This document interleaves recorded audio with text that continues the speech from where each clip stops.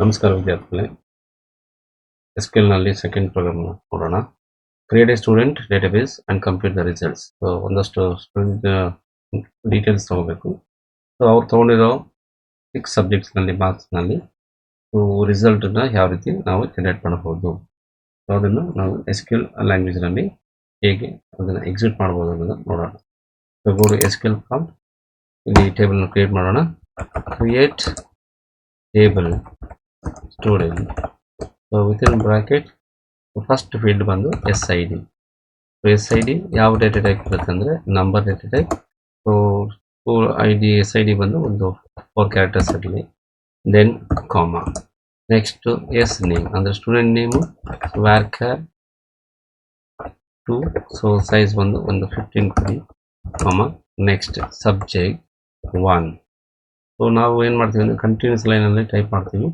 So ಬೇಡ lengthy line ಆಗುತ್ತೆ ಅನ್ನೋದಿದ್ರೆ so press enter key. So next ಲೈನಲ್ಲಿ subject 1. So number data type, so that is C3. Again comma. Next line subject 2. Number data type size is 3, comma separator. Again subject 3. number within bracket 3, comma. Enter. Subject 4. number, so 3, comma. Subject 5. number within bracket 2, comma. Then subject text number, then 3. Then so this is the last subject fix ಆಗಿರೋದ್ರಿಂದ end ಅಲ್ಲಿ closing bracket ಹಾಕಿ then semicolon, then enter. So table ಇಲ್ಲಿಗೆ create ಆಯಿತು.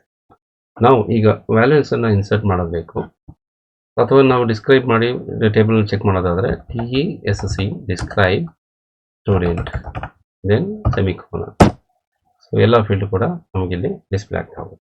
So next ಬಂದು values ಅನ್ನು insert ಮಾಡ್ತಾ ಹೋಗಬೇಕು. So insert command, insert into student values within bracket 101, comma. So name first name ಬಂದು so Rama, then closes so 90, 85, 97, 96, 92,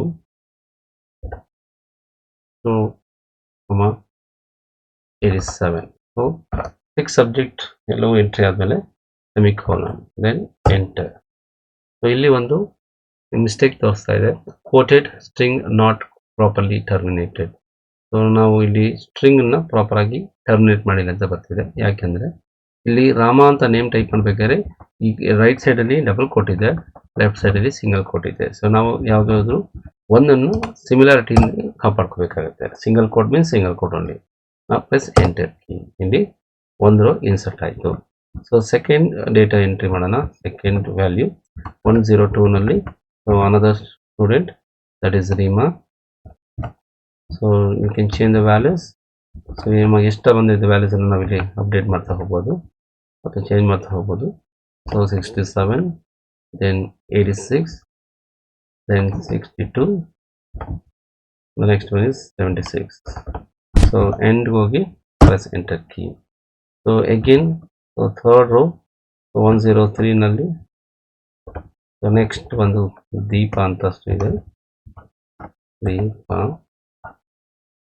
next values are 60, again 55, 47, 36, next 60, next 65. So ಈ ರೀತಿ so 3 ರೋನ insert ಮಾಡಿದ್ದೀವಿ. let us go with this. let select star from student table, student semicolon. So 3 ರೋನ ನಾವು insert ಮಾಡಿದ್ವಿ. So 10 ರೋಗಳನ್ನು insert ಮಾಡಿದ್ಮೇಲೆ ಏನು ಮಾಡಬಹುದು ಅನ್ನೋದನ್ನು ಮುಂದಿನ ವಿಡಿಯೋದಲ್ಲಿ ನೋಡೋಣ.